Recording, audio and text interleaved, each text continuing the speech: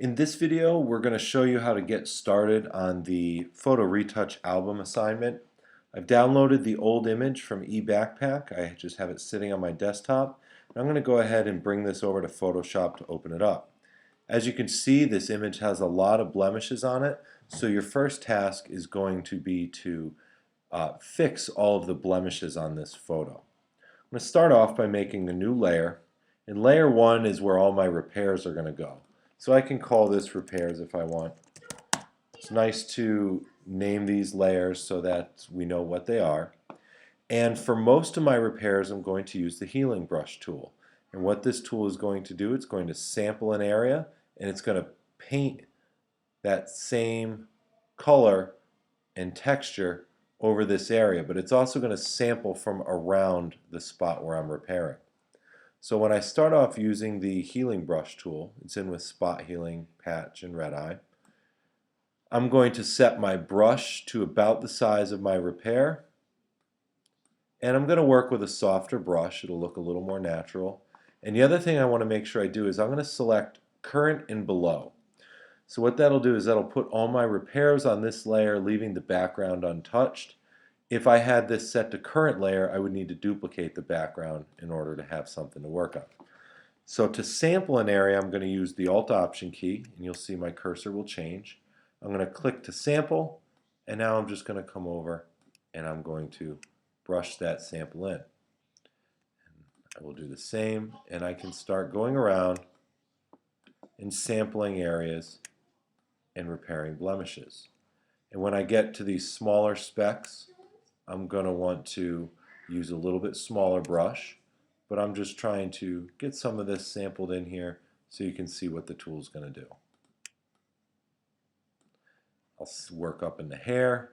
Again, I sample close to where I'm going to be fixing, sample, and repair. And I'm going to keep continuing right on through. And you can see when I turn off my repairs layer, you can see in a quick amount of time I've already repaired a pretty good chunk. There's a lot of detail to do up in here. Zoom in, take your time, change your brush sizes as needed. One area where this is not going to work so well, though, I'll just fix his jacket down here, is when we get close to edges like this. We're going to want to switch tools here. So I'm going to zoom in, and the spot healing brush, because it's going to sample from all around the area where I'm repairing, isn't going to work quite as well as the clone and stamp in this particular case. I'm going to use the clone and stamp tool around the edge, and I'm going to turn the hardness up a little bit. I don't want a super solid edge, but I need something that's going to give me a nice blend and nice edge here that looks natural and doesn't creep into either side. So I'm going to make sure I have the same settings, current and below. And on the dark side, I'll sample from the dark area, and I'll go ahead and paint that in.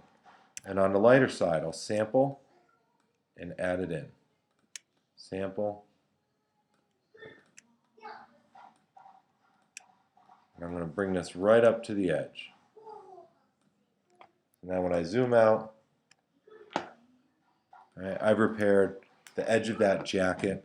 At this point, it's a matter of working your way through the rest of the image with the clone and stamp and the spot healing, sampling, and repairing.